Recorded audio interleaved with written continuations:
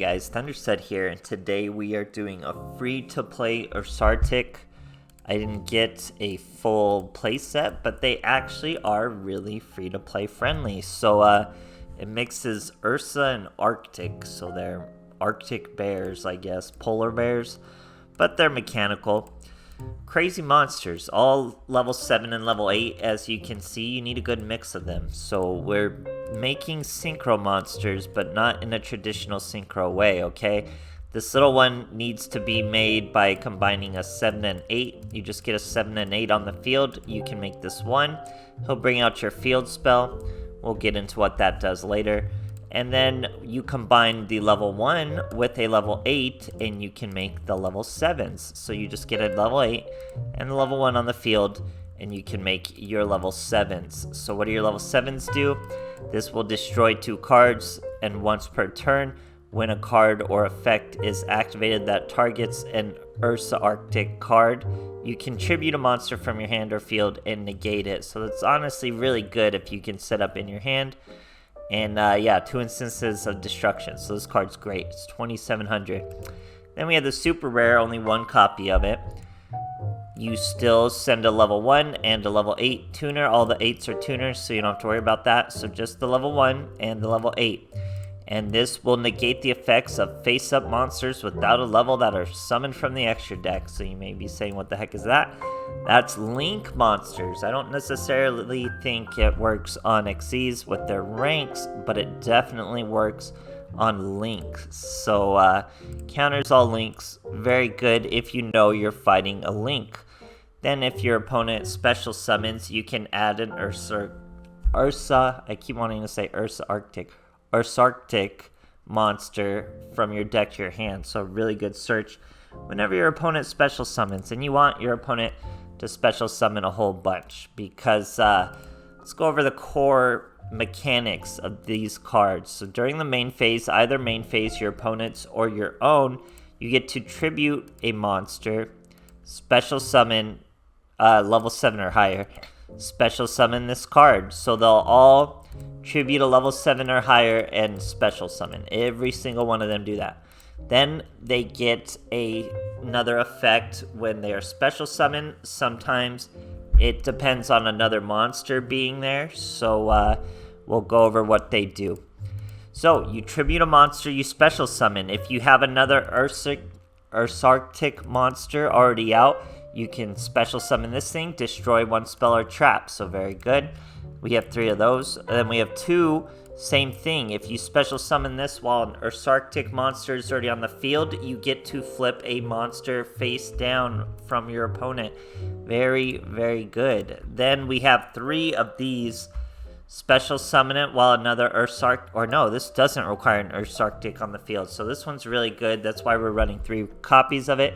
You just special summon it, and then you get to add an Ursarctic from your deck to your hand. Super, super easy. We're running 3 of that. This is the back row hate, and this is flipping face down. These both require a Ursarctic monster already out.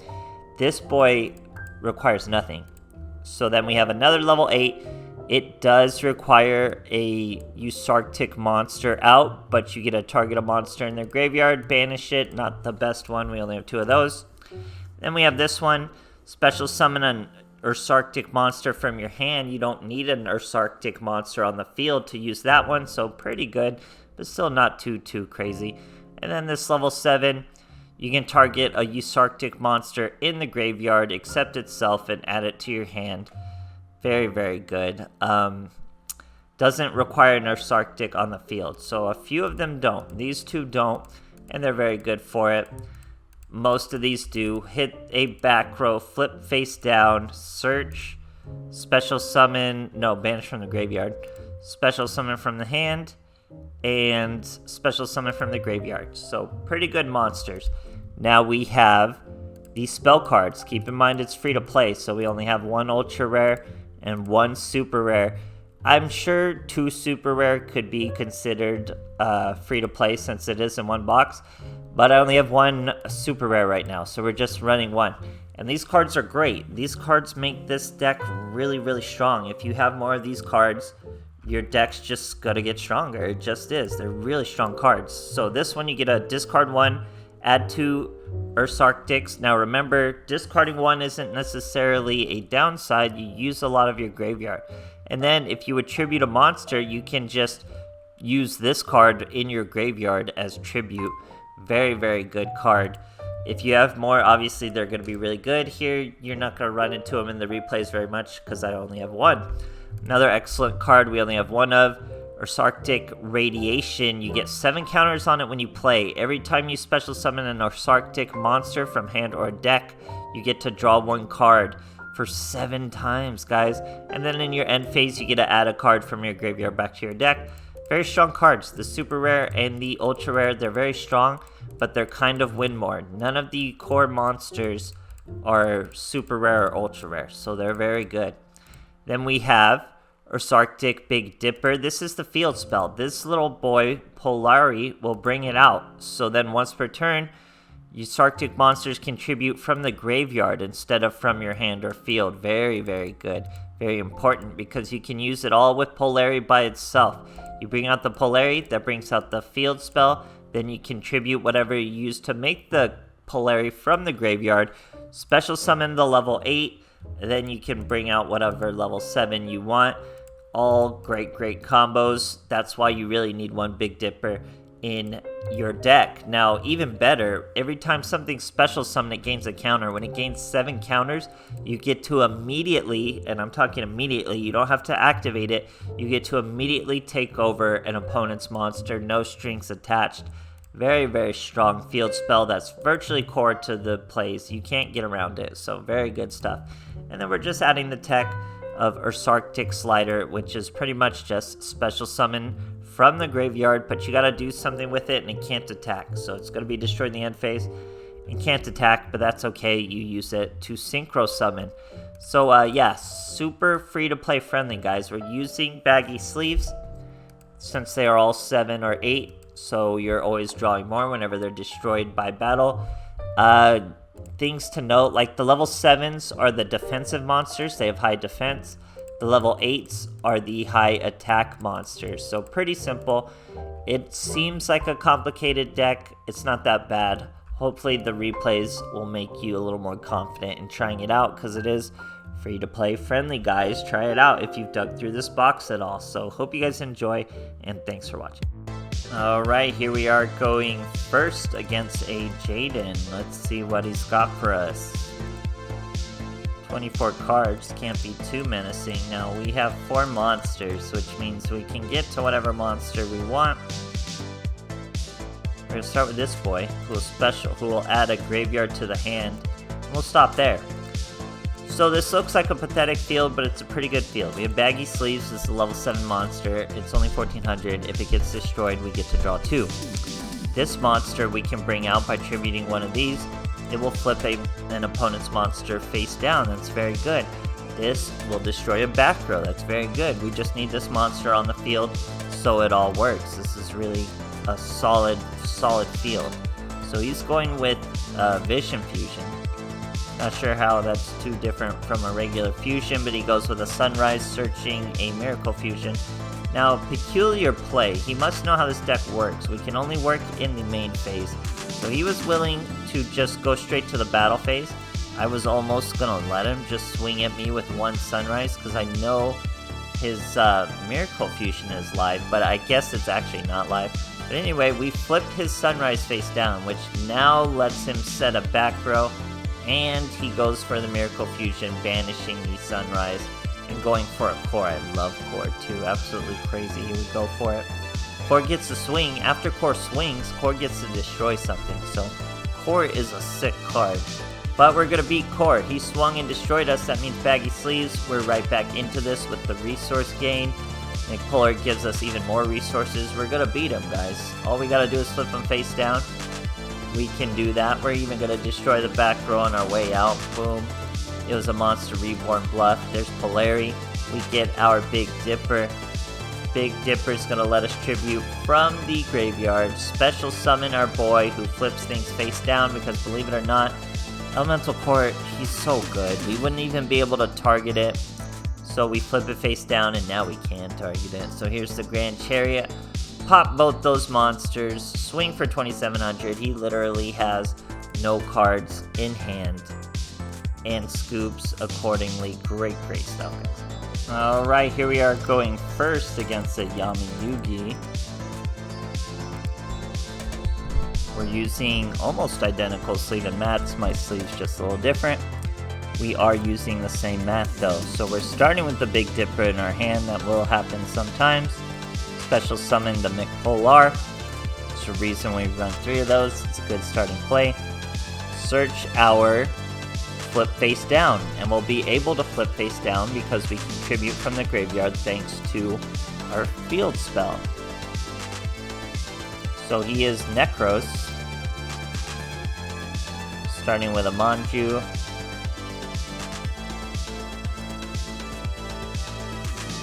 Still more Necros. Brio from the Necros. That means we're going to use our Mega Tannis.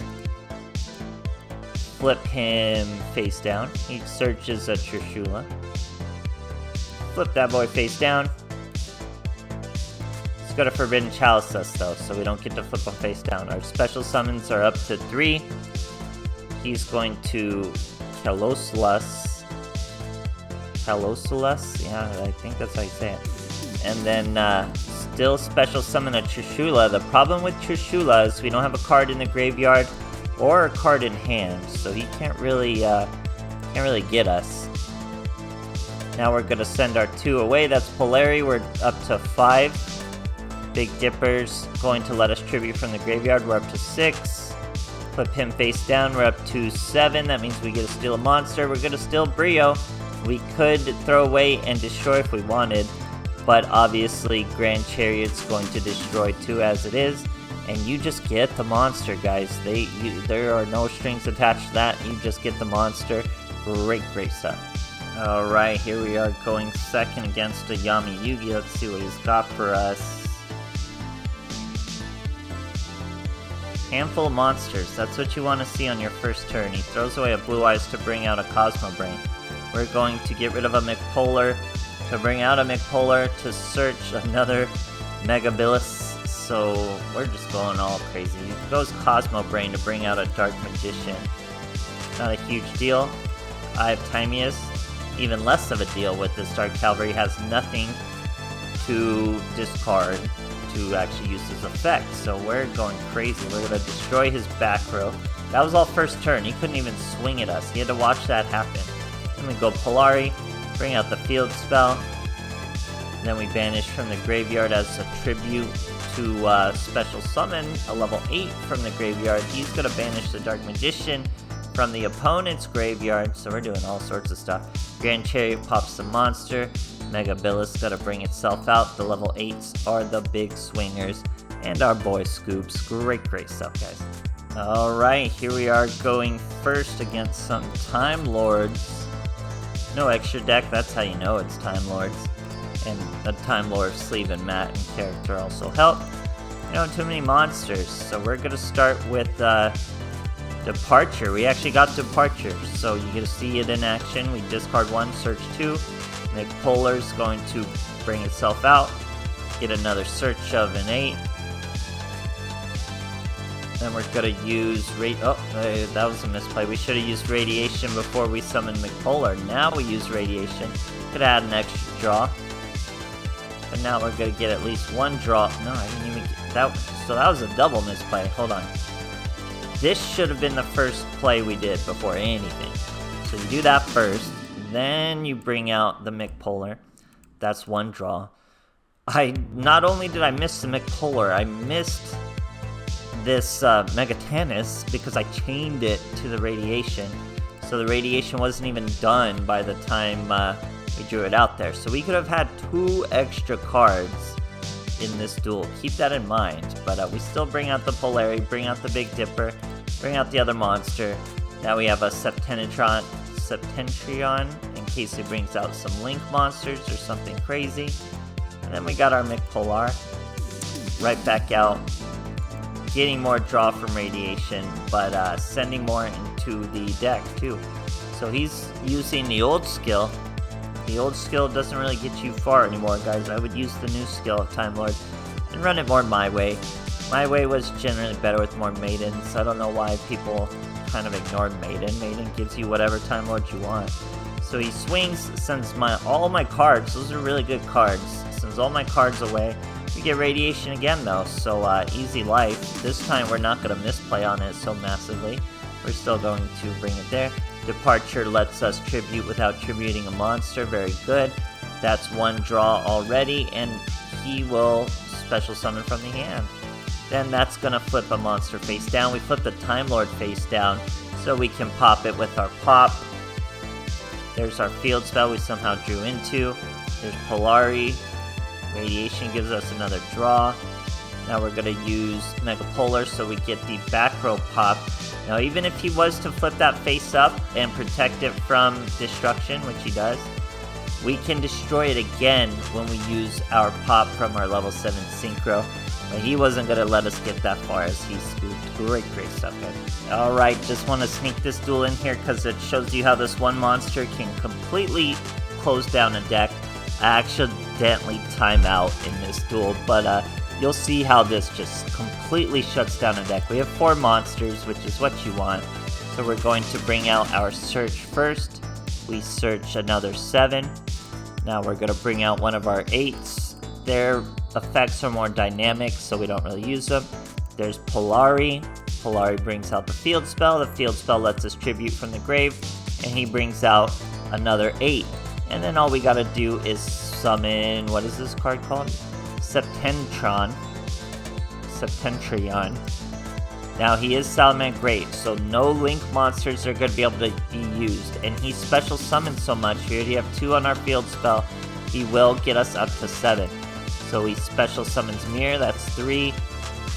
Special summons Gazelle, we also get a search because he special summoned. That's 4. There's our search. Now we can bring this out. We're gonna bring this out, and we can flip Gazelle face down. So honestly, already really good. We're disrupting plays. We're locking him. He's done for, guys. Now 5 up there, 6 up there with our own special summon. As soon as he special summons, we're gonna be able to steal a monster, and we flip his Gazelle down, a very important card. Valix, remember its effect is negated. He's not going to get the field spell, even if I didn't steal it, but I'm gonna steal it. So we steal it, no effect, effect negated. He has to go with Foxy. He's gonna still try to make monsters. He destroys our Big Dipper.